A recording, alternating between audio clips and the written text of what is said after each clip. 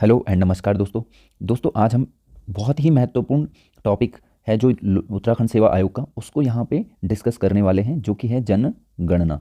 जनगणना से आपको पता होगा कि हर क्वेश्चन पेपर में लगभग 2-3 क्वेश्चन यहाँ पे आयोग पूछ लेता है। तो हम जनगणना 2011 के मुख्य तथ्यों को यहाँ पर डिस्कस करेंगे। तो आइए शुरू करते हैं आज का वीडियो। तो सबसे पहले देखिए, इससे रिलेटेड सबसे पहले फैक्ट जो है कि जो जनगणना होती है भारत में, उसे कराने की जिम्मेदारी किसकी है। तो सबसे पहले आपको ध्यान रखना है कि जो केंद्रीय गृह मंत्रालय है, ये क्या करता है, यहाँ पे मंत्रालय क्या करता है, जनगणना कराने के लिए रिस्पॉन्सिबिलिटी लेता है। ठीक है, इसकी रिस्पॉन्सिबिलिटी है। ठीक है, उसके बाद दूसरा पॉइंट हमारा यहीं से बनता है कि जो भारत का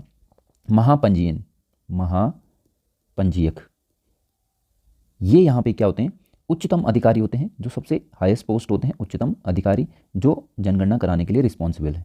ठीक है, तो आप याद रखिए, जो महापंजीयक अधिकारी होते हैं ये रिस्पॉन्सिबिलिटी लेते हैं जनगणना कराने की। इनके साथ एक जनगणना आयुक्त भी असिस्टेंट होता है, इनका सबऑर्डिनेट। तो आप ये ध्यान रखेंगे।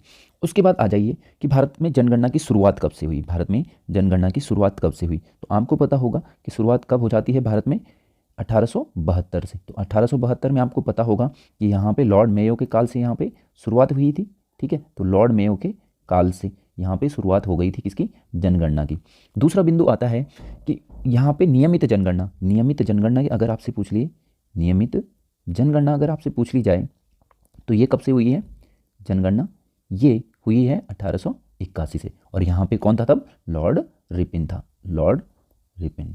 तो ये आपको ध्यान रखना है कि लॉर्ड रिपिन कब से, नियमित जनगणना, और अगर शुरुआत पूछे तो लॉर्ड मेयो के काल से 1872 से। ठीक है, यहीं से एक क्वेश्चन बनता है कि जो पहली जनगणना हुई थी स्वतंत्र भारत की पहली जनगणना, ठीक है, जनगणना अर्थात 1951 में। तो उस टाइम पे यहाँ पे जो आयुक्त थे वो कौन थे। ठीक है, तो यहाँ से क्वेश्चन बन जाता है कि जो यहाँ पे जनगणना आयुक्त थे वो कौन थे, तो वो थे आपके R.A. गोपालास्वामी। तो आप ये ध्यान रखें। ठीक है, अभी आपको पता होगा कि जो 2011 में जनगणना हुई है ये 7वीं जनगणना थी। और अगर आपसे पूछ लिया जाए कि ये किस क्रम की जनगणना थी, ठीक है, तो आपको ये याद रखना है कि ये कुल मिला के 15वीं जनगणना थी, जब से शुरुआत हो रखी है जनगणना। ठीक है, इसके बाद एक तथ्य और बनता है यहाँ से कि सबसे पहले दशकीय जनगणना की सर्वप्रथम दशकीय जनगणना की शुरुआत कहाँ से हुई, दशकीय जनगणना की शुरुआत। तो आपको ध्यान रखना है कि सर्वप्रथम दशकीय जनगणना की शुरुआत कहाँ से होती है, ये होती है आपकी अमेरिका से। और आपको ध्यान रखना है ये कब से होती है, 1790 से। तो ये पॉइंट यहाँ पे इंपॉर्टेंट है कि सर्वप्रथम दशकीय जनगणना की शुरुआत होती है अमेरिका से और ये 1790 से शुरू होती है। अगर आपसे पूछ ले कि इंग्लैंड में प्रथम कब हुई थी, तो ये 1801 से इंग्लैंड में ये शुरू हुई थी। ठीक है, तो आप इसे याद रखेंगे, इंग्लैंड में। ठीक है, आ जाइए अब हमारे कुछ और मुख्य बिंदु हैं। जैसे हमसे पूछ लेता है कि महान विभाजक वर्ष कब रहा है, महान विभाजक वर्ष। देखिए, महान विभाजक वर्ष से हमें सिर्फ क्या याद रखना है कि इस टाइम पे एक्चुअली में क्या हुआ था कि जो हमारी जनसंख्या वृद्धि थी वो ऋणात्मक हो गई थी, ऋणात्मक वृद्धि दर। ठीक है, तो आप समझते हैं ऋणात्मक वृद्धि दर यानी कि बहुत लोग कम हो गए। तो एक आंकड़ा दिया जाता है कि लगभग 70 लाख लोग यहाँ पे क्या हो गए थे, कम हो गए थे। ठीक है, तो ऋणात्मक वृद्धि दर होने के कारण यहाँ पे 1921 में, ठीक है, 1921 का जो दशक है, ठीक है, इसे क्या माना जाता है, विभाजक वर्ष माना जाता है। ठीक है, और अगर आपसे बात करें, आपसे पूछ लिया जाए कि तो सर्वाधिक आपको ध्यान रखना है, सर्वाधिक वृद्धि दर। ठीक है, तो ये आपको ध्यान में रखना है 1961 से लेकर 1971 तक। ठीक है, इसे कैसे याद रख सकते हैं आप, जो 1921 वाला दशक है इससे तुरंत पहले क्या हुआ था, जलियांवाला बाग कांड हुआ था। तो आप इस तरीके से याद रख लीजिए कि जलियांवाला बाग कांड में क्या हुआ, बहुत सारे लोगों की जानें चली गई, जिससे हमारा क्या हुआ, ऋणात्मक वृद्धि दर दर्ज किया गया यहाँ पे। ठीक है, अब आ जाइए सर्वाधिक वृद्धि दर पे। तो सर्वाधिक वृद्धि दर 1961 से लेकर 1971 के बीच में रहा है। ठीक है, तो इसके बाद आपको पता होगा कि यहाँ पे हमारा चाइना के साथ वॉर था। तो आप इस तरीके से कुछ रिलेट करके रख लीजिए। ठीक है, तो या उस टाइम पे लाल बहादुर शास्त्री जी यहाँ पे प्राइम मिनिस्टर बनते हैं। तो लाल बहादुर शास्त्री जी ने बोला था कि आप एक दिन का उपवास रखिए। तो आप इस तरीके से रिलेट करके रख सकते हैं कि यहाँ पे पॉपुलेशन इतनी ज़्यादा इंक्रीज़ हो गई थी कि यहाँ पे प्रधानमंत्री को आके बोलना पड़ा कि भाई साहब एक दिन का उपवास रखो। खैर उस टाइम पे सिचुएशन अलग थी, पर आप इस तरीके से याद कर सकते हैं। ठीक है, अब आ जाइए कुछ मुख्य फैक्ट्स पर। ठीक है, तो जनगणना से प्रमुख आंकड़े हम क्या करेंगे, राष्ट्रीय आंकड़ों को भी वहीं पे पढ़ते चलेंगे और उत्तराखंड के भी, उत्तराखंड के संबंध में भी जितने तथ्य होंगे उनको भी डिस्कस करेंगे। और अब देखते हैं यहाँ पर उत्तराखंड से रिलेटेड जनसंख्या के आंकड़े, और साथ साथ ही हम राष्ट्रीय जो आंकड़े हैं उनको भी यहीं पर चेक करते जाएंगे, डिस्कस करते जाएंगे। तो सबसे पहला पॉइंट आता है कि उत्तराखंड की जनसंख्या कितनी है। तो उत्तराखंड की जनसंख्या कितनी है, तो देखिए उत्तराखंड की जनसंख्या जो 2011 की जनगणना के अनुसार है, ये है 1,86,292। यहीं पर अगर हम पूरे इंडिया की बात करें, पूरे भारत की बात करें, तो भारत की जनसंख्या है 1,21,08,54,977। देखिए अब जनसंख्या में दो पार्ट होते हैं, कुछ मेल रहते हैं, कुछ फीमेल्स रहती हैं। ठीक है, फीमेल्स रहती हैं, तो यहाँ पे भी कुछ पुरुष होंगे और कुछ महिलाएं होंगी। ठीक है, आपसे डायरेक्टली क्वेश्चन ये नहीं पूछेगा कि कितनी महिलाएं हैं कितने पुरुष हैं, लेकिन आपको ध्यान होना चाहिए कि कितने प्रतिशत पुरुष हैं। तो ये यहाँ पे 50.93% है और यहाँ पर बचे हुए यानी 49.07% महिलाएं हैं। वहीं अगर राष्ट्रीय आंकड़ों की बात करें तो राष्ट्रीय आंकड़ों में 51.47% पुरुष हैं और 48.53% महिलाएं हैं। तो ये आपको प्रतिशत याद रखना है। उसके बाद आ जाइए दूसरा मुख्य बिंदु। दूसरा मुख्य बिंदु है कि जो उत्तराखंड की जनसंख्या है यह पूरे देश का कुल कितना प्रतिशत है, 0.83% है। 1% से भी कम जनसंख्या यहाँ पे उत्तराखंड में निवास करती है। दूसरी ओर अगर हम बात करें भारत की, तो ये पूरे विश्व का 17.5% यहाँ पे पॉपुलेशन रहती है। 17.5% पॉपुलेशन रहती है। अगर क्षेत्रफल की दृष्टि से बात करें तो उत्तराखंड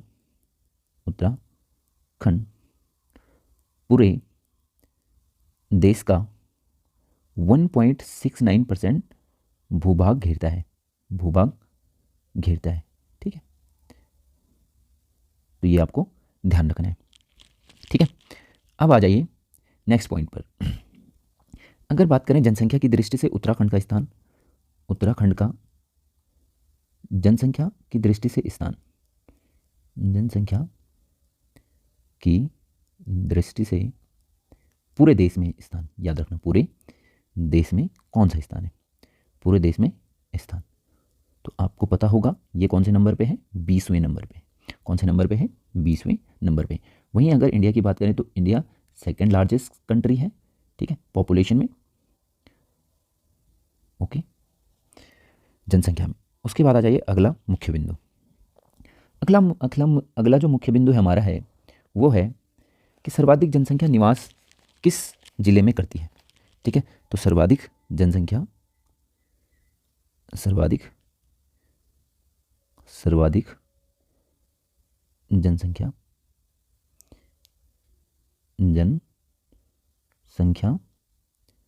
वाला जिला। ठीक है, तो इधर जिले की बात करेंगे, इधर स्टेट की बात करेंगे। तो ये स्टेट कौन सा है, यहाँ तो यूपी है। ठीक है, इधर हमारा है हरिद्वार। तो हरिद्वार में बहुत पॉपुलेशन है। ठीक है, पॉपुलेशन डेंसिटी भी सबसे ज़्यादा हरिद्वार का ही है। ठीक है, जनसंख्या घनत्व। ठीक है, तो हरिद्वार में सबसे ज़्यादा लोग रहते हैं, 18,90,000 के आसपास आप याद रखिए यहाँ पे लोग रहते हैं। ठीक है, अगर आपसे पूछे, ये तो सबसे ज़्यादा वाला था, अगर आपसे सबसे कम का पूछ ले तो वो है रुद्रप्रयाग। तो रुद्रप्रयाग ऐसा जिला है जहाँ पे सबसे कम जनसंख्या है और ये 2,42,000 के आसपास है। ठीक है, 2,42,000। एग्जैक्ट फिगर आपसे नहीं पूछेगा, आपसे पूछेगा सबसे अधिकतम जनसंख्या वाला और सबसे कम जनसंख्या वाला। ठीक है, अगर बात करें कि उत्तराखंड के वे कौन से ज़िले हैं, वे ज़िले जिनका पॉपुलेशन 10 लाख से ऊपर है, जिनका जनसंख्या 10 लाख से अधिक, 10 लाख से अधिक में सिर्फ हमारे पास कितने ज़िले आते हैं, केवल 3 ज़िले यहाँ पे हमारे पास हैं। 3 ज़िले, मात्र 3 ज़िले। कौन कौन से हैं ये ज़िले, तो सबसे पहले तो हमारा देहरादून भी हो गया, देहरादून। ठीक है, हरिद्वार हम डिस्कस कर चुके थे, हरिद्वार, और एक है हमारा उधम सिंह नगर। ठीक है, तो ये हमको याद रखना है। एक और महत्वपूर्ण तथ्य कि जो उत्तराखंड राज्य का है 51.91% जनसंख्या, मतलब कि आधे से अधिक जनसंख्या मात्र इन 3 जिलों में निवास करती है। अधिक जनसंख्या इन 3 जिलों में निवास करती है। तो ये महत्वपूर्ण तथ्य है, इसको आप याद रखिए। अगर बात करें कि 5 जिले सर्वाधिक जनसंख्या वाले, तो आप ध्यान रखिए, सबसे पहला नंबर आता है हरिद्वार का, ठीक है। दूसरा नंबर आता है आपके पास देहरादून का। तीसरा नंबर आता है आपके पास उधम सिंह नगर का, और चौथा नंबर आता है आपके पास नैनीताल का, और पांचवा नंबर है आपके पौड़ी गढ़वाल का। जो हरिद्वार है उसकी पॉपुलेशन है 18.90 लाख, तो आप ऐसे याद रख लीजिए। दूसरा है हमारा देहरादून, जिसकी लगभग 16,96,000 के आसपास क्या है, जनसंख्या है। उसी प्रकार हमारे पास उधम सिंह नगर है, 16,48,000 के आसपास इसकी जनसंख्या है, 48,000, तो आप 16.48 याद रख लीजिए। और नैनीताल में 9,54,000 के आसपास, और अंत में पौड़ी आता है, पौड़ी का 6,87,000 के आसपास पॉपुलेशन है। तो आप अगर इसे परसेंटेज में भी याद रखना चाहिए तो ये लगभग 18% के आसपास बैठता है, 18.74% के आसपास।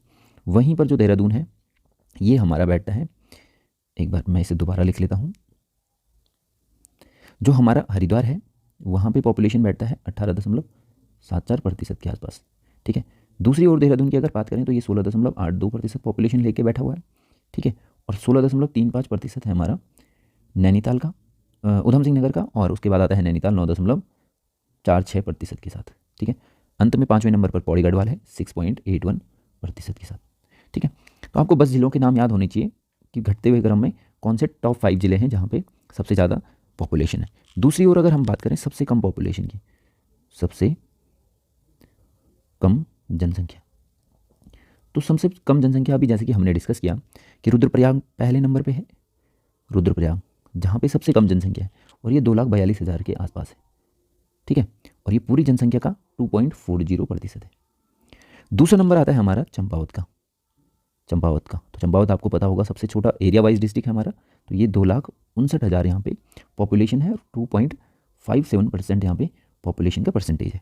उसके बाद आता है बागेश्वर भी छोटा सा जिला है, तो रुद्रप्रयाग, चंपावत, बागेश्वर ये छोटे छोटे जिले हैं, तो आप इसे ऐसे याद रख लीजिए, 2.59 लाख, ठीक है, 2.58% ये पॉपुलेशन लेके बैठा हुआ है। उसके बाद उत्तरकाशी 3,30,000 के आसपास इसकी पॉपुलेशन है, और ये 3.27% के आसपास बैठता है।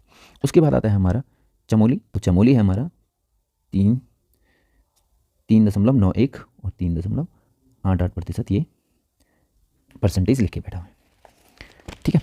दशकीय वृद्धि दर यानी कि 2001 से लेकर 2011 तक वृद्धि दर क्या रहा है।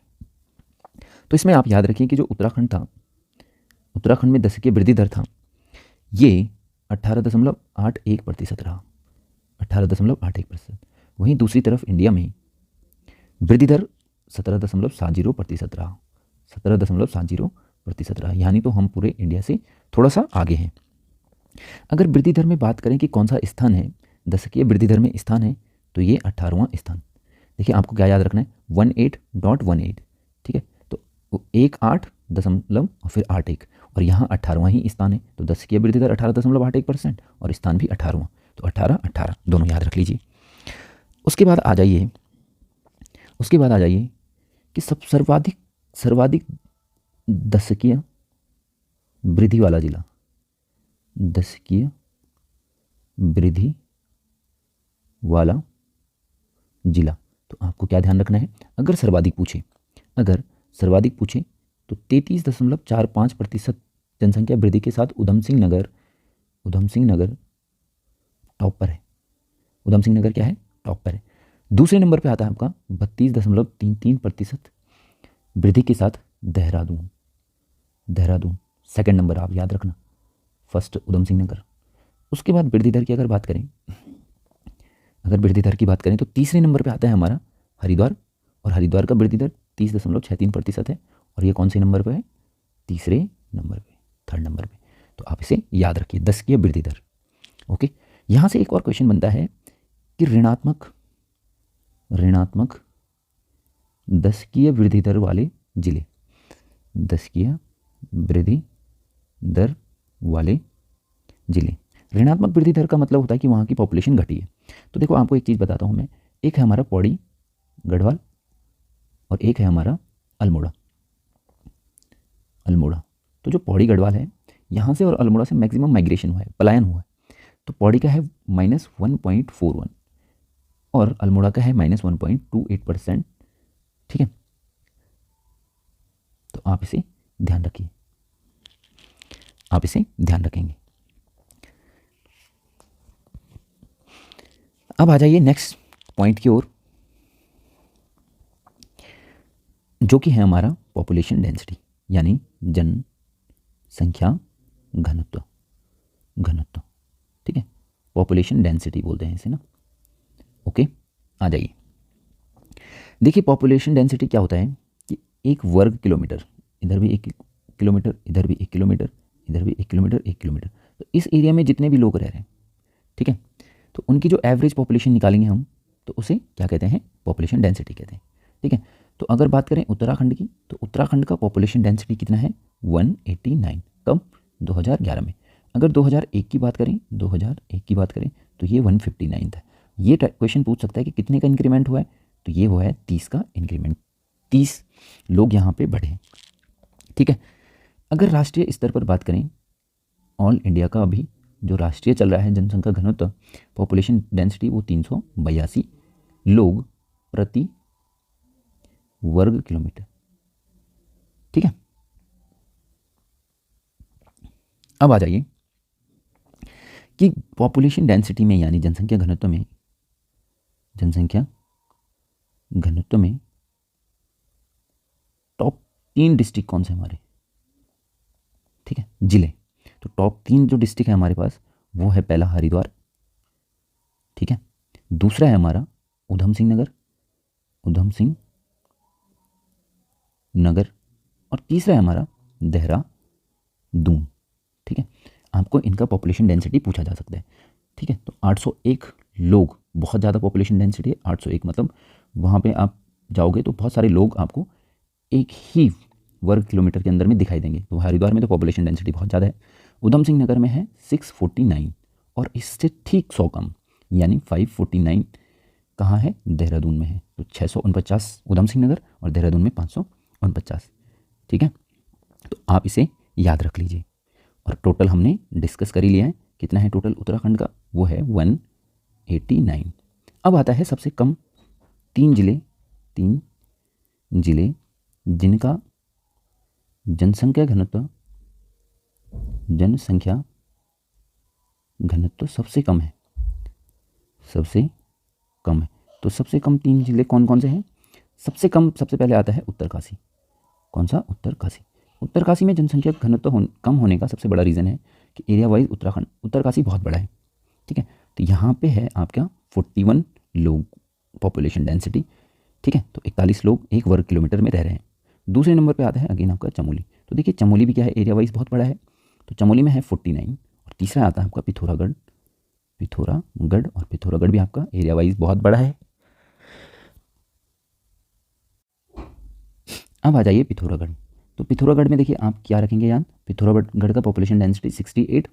उसके बाद इस प्रकार से हमारा हरिद्वार हो गया मैक्सिमम पॉपुलेशन डेंसिटी वाला, जनसंख्या घनत्व वाला, जिसका है 801, और उत्तरकाशी हो गया हमारा 41 वाला सबसे कम वाला जिला। उसके बाद हमारा नेक्स्ट टॉपिक है लिंगानुपात, सेक्स रेशियो। सेक्स रेशियो होता क्या है कि प्रति 1000 पुरुषों पर कितनी महिलाएं यहाँ पे रह रही हैं। तो उत्तराखंड की अगर बात करें तो उत्तराखंड में जो लिंगानुपात है वो है 963, यानी कि यहाँ पे 963 महिलाएं हैं प्रति 1000 पुरुषों पर। ठीक है, अगर राष्ट्रीय की बात करें तो राष्ट्रीय औसत 943 है। ठीक है, जिससे कि हम कितने आगे हैं, 20+ हैं। ठीक है, तो यहाँ पे ये ध्यान रखें। अगर बात करें कि उत्तराखंड का लिंगानुपात में कौन सा नंबर है पूरे देश में, तो उत्तराखंड का पूरे देश में हमारा 13वां नंबर है, 13वां स्थान। ठीक है, तो इस प्रकार से पूरे देश में हमारा लिंगानुपात में 13वां स्थान है, तो आप ये ध्यान रखेंगे। ठीक है, अब आ जाइए कि हम जिले वाइज अगर बात करें, जिलेवार अगर हम बात करें कि कौन से जिले का लिंगानुपात कितना है। ठीक है, तो आपको टॉप 3 के याद रखने हैं, टॉप 3 और बॉटम 3। तो सबसे पहले टॉप 3 की बात कर लेते हैं। तो टॉप 3 में आता है हमारा अल्मोड़ा, अल्मोड़ा, ठीक है। अल्मोड़ा में है 1139, ठीक है। और दूसरा है हमारा रुद्रप्रयाग, रुद्रप्रयाग, रुद्रप्रयाग में हमारा है 1114। मतलब यहाँ पे 139 महिलाएं अधिक हैं, 1000 पुरुषों पे 139 महिलाएं अधिक हैं, इधर 114 महिलाएं अधिक हैं, ठीक है। उसी प्रकार हमारा नंबर आता है तीसरे नंबर पर पौड़ी गढ़वाल का, और पौड़ी गढ़वाल में 1103 यहाँ पे लिंगानुपात है। तो इसे आप ध्यान रखेंगे, ये टॉप 3 हैं। इसके बाद बागेश्वर, टिहरी, पिथौरागढ़, इनका नंबर आता है। आपको फिर याद रखना है बॉटम 3 का, बॉटम 3 का, ठीक है। बॉटम 3 में सबसे पहले आता है हमारा हरिद्वार, हरिद्वार मतलब जहाँ की स्थिति बहुत ख़राब है। तो हरिद्वार में आप ध्यान रखेंगे कि 880 महिलाएं हैं प्रति 1000 पुरुषों पर। तो आप ये बात समझ पा रहे हैं, 880 महिलाएं मात्र। तो बड़ी सिचुएशन ख़राब है हरिद्वार में।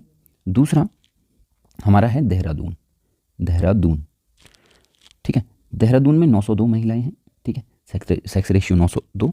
और तीसरे नंबर पे आता है हमारा उधम सिंह नगर, उधम सिंह नगर, यहाँ पे कितना है 920, यहाँ पे कितना है 920। तो ये आप ध्यान रखेंगे कि देहरादून में 902, उधम सिंह नगर में 920। यहाँ से एक और मुख्य बिंदु पूछा जाता है कि राज्य के कुल 13 जिलों में से, कुल 13 जिलों में से, कुल 13 जिलों में से मात्र 4 जिलों को छोड़कर, 4 जिलों को छोड़कर 9 जो शेष बच रहे हैं, इन सब का जो लिंगानुपात है वो राष्ट्रीय लिंगानुपात यानी कि 943 से अधिक है, 943 से अधिक है, ठीक है। तो ये कौन कौन से ज़िले थे? एक तो मैंने हरिद्वार डिस्कस करा था, एक हमारा देहरादून हो गया, एक हमारा उधम सिंह नगर हो गया, लास्ट में हमारा बचता है नैनीताल। तो नैनीताल का हमारा है 934। तो आप ये ध्यान रखेंगे कि नैनीताल, हरिद्वार, देहरादून और उधम सिंह नगर मात्र यही ज़िले हैं जिनका राष्ट्रीय औसत से नीचे लिंगानुपात है। उसके बाद आ जाइए हमारा साक्षरता, साक्षरता लिटरेसी, ठीक है। तो उत्तराखंड की साक्षरता दर कितनी है? 78.82%, ठीक है, 78.82%। दूसरी अगर वहीं हम इंडिया की बात करें, इंडिया की बात करें तो इंडिया की साक्षरता प्रतिशत कितनी है? ये है 73%, 73%, ठीक है। आप इसे याद रख लीजिए। अब इसी में से दो साक्षरता को अलग क्लासिफिकेशन करेंगे, एक तरफ पुरुष की बात करेंगे और एक तरफ महिलाओं की बात करेंगे, ठीक है। तो पुरुषों का साक्षरता प्रतिशत क्या है? पुरुषों का साक्षरता प्रतिशत बहुत अधिक है, वो है 87.40%। दूसरी ओर महिलाओं की बात करें तो ये मात्र है 70%, 70%, ठीक है। अगर राष्ट्रीय की बात करें तो राष्ट्रीय पुरुषों का जो साक्षरता प्रतिशत है वो है 80.90%, और महिलाओं की बात करें तो महिलाओं का राष्ट्रीय प्रतिशत है 64.60%, 64.60%। तो यहाँ पे भी उत्तराखंड अच्छा परफॉर्म कर रहा है। तो पुरुषों के लिए कितना हो गया? पुरुषों के लिए हो गया हमारे पास 87.40%, महिलाओं के लिए हो गया 70%। राष्ट्रीय की बात करें तो पुरुषों का 80% चल रहा है और महिलाओं का 64% चल रहा है। तो यहाँ पे पुरुष +7% आगे हैं और यहाँ पे महिलाएं लगभग 6% आगे हैं, ठीक है। और जो राष्ट्रीय चल रहा है वो 73 चल रहा है, जबकि उत्तराखंड का साक्षरता प्रतिशत 78 चल रहा है। तो यहाँ पे हम 5.5 से का लीड ले रहे हैं, 5.5% के आसपास का लीड ले रहे हैं, ठीक है। तो ये भी एक शुभ संकेत है। दूसरी तरफ अगर बात करें साक्षरता की दृष्टि से, साक्षरता की दृष्टि से पूरे देश में हमारा कौन सा स्थान है? देश में स्थान, ठीक है। तो साक्षरता की दृष्टि से आप याद रखिए 17वां स्थान हमारा यहाँ पे है। महिला साक्षरता में हमारा स्थान है 20वां, महिला साक्षरता में हमारा स्थान है 20वां। और अगर पूछ ले पुरुष साक्षरता तो पुरुष साक्षरता में हमारा स्थान है 13वां। तो आप ये महत्वपूर्ण फैक्ट्स याद रखिए, ठीक है। तो महिला साक्षरता हो गई आपकी 20वें स्थान पे, 13वें स्थान पे पुरुष साक्षरता, और देश में अगर औसत साक्षरता की दृष्टि से बात की जाए तो हमारा 17वां स्थान है। अब आ जाइए कि सर्वाधिक पुरुष साक्षरता और सबसे कम पुरुष साक्षरता, ठीक है। तो सर्वाधिक पुरुष साक्षरता, ठीक है। तो जिलों की यहाँ पे बात कर रहे हैं, तो सबसे ज़्यादा पुरुष साक्षरता जो है वो है रुद्रप्रयाग। तो रुद्रप्रयाग में जो पुरुष साक्षरता है वो है 93.90%।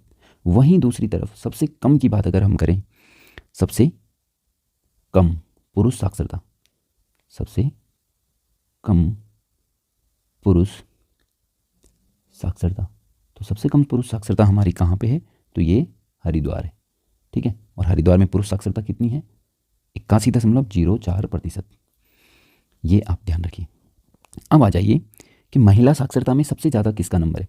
तो मैक्सिमम लिख देता हूँ मैं यहाँ पे, महिला साक्षरता, तो ये आपको पता होगा, ये है देहरादून।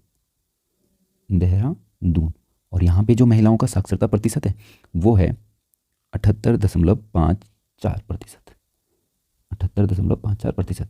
अगर आपसे पूछ ले मिनिमम, मतलब कि सबसे कम महिला साक्षरता, तो सबसे कम महिला साक्षरता कहाँ है? तो ये है आपकी उत्तरकाशी में, और ये है आपकी 62.35%, ठीक है, 62.35%। और अभी हमने बात की कि हमारे यहाँ पे जो महिलाओं का साक्षरता प्रतिशत है वो कितना है? 64.60%, ठीक है। ये राष्ट्रीय वाला था, और ठीक है। और अगर उत्तराखंड की मैं बात करूँ, उत्तराखंड की अगर हम बात करें, तो उत्तराखंड में महिला साक्षरता मैंने बताया था आपको 70% है, जब हमने डिस्कस किया था कि हम लगभग 6% आगे चल रहे हैं, ठीक है। तो उत्तराखंड में 70% महिलाओं का साक्षरता प्रतिशत है, और 62.355% सबसे कम है उत्तरकाशी में। तो आप ये ध्यान रखेंगे।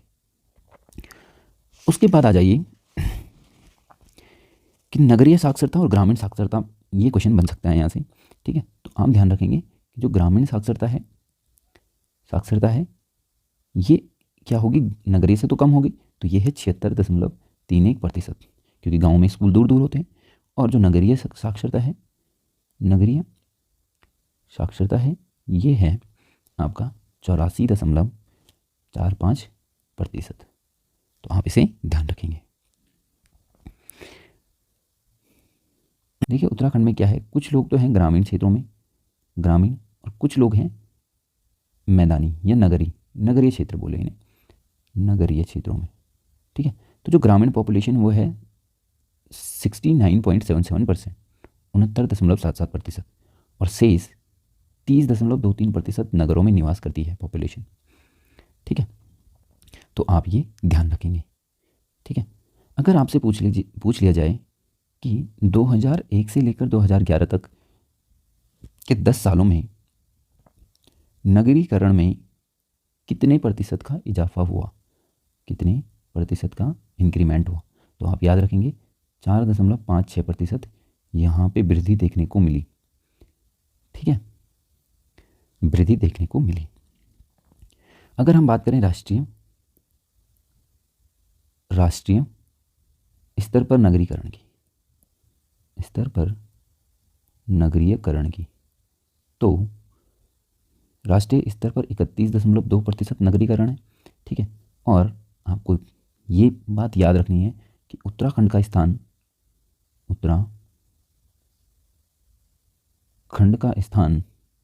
कौन से नंबर पे है? 20वें नंबर पे है। और हमने सबसे शुरू में पढ़ा था कि जनसंख्या के हिसाब से भी हम 20वें नंबर पर हैं, ठीक है। और राष्ट्रीय स्तर पर नगरीकरण के हिसाब से भी हम 20वें नंबर पर हैं। यहाँ से एक क्वेश्चन बनता है कि सर्वाधिक नगरीय वाला जिला, तो आप ध्यान रखिए ये है हमारा देहरादून। तो देहरादून का लगभग 55.52% भूभाग क्या है? नगरीय है। वहीं अगर हमसे पूछ ले सबसे कम नगरीय जिला, तो ये है हमारा बागेश्वर। कौन? बागेश्वर। तो बागेश्वर आपको पता होगा कि बागेश्वर में 3.49% ओनली हमारा क्या है? नगरीय है। तो इसका मतलब ये है कि हमारा लगभग 96% क्या है, ग्रामीण एरिया है। ठीक है, कहाँ पे, बागेश्वर में। ठीक है, अगर बाकी 2 डिस्ट्रिक्ट भी आपसे पूछता है कि नगरीय के हिसाब से सर्वाधिक, तो देहरादून आपको पता हो गया। इसके बाद क्रम आता है हरिद्वार का जो कि है 36.66%, और उसके बाद आता है उधम सिंह नगर का। ठीक है, तो उधम सिंह नगर का भी 35.58% नगरीय है। अगर सबसे कम में पूछे बागेश्वर के बाद 3 ऑप्शन देते, बोले इन्हें असेंडिंग ऑर्डर में लगाओ या डिसेंडिंग ऑर्डर में लगाओ, तो रुद्रप्रयाग हमारा दूसरे नंबर पे आता है, और इसके बाद आता है उत्तर काशी। ठीक है, तो उत्तर रुद्रप्रयाग का हमारा 4.10% भूभाग क्या है, नगरीय है। बाकी शेष 95.90 भाग जो हमारा प्रतिशत भाग है वो ग्रामीण है। वहीं दूसरी ओर उत्तरकाशी का 7.36% मात्र हमारा नगरीय है। तो आप इन पॉइंट्स को ध्यान रखिए। दूसरी तरफ इसी क्वेश्चन को दूसरे टाइप से ऐसे पूछ लिया जा सकता है कि सबसे कम ग्रामीण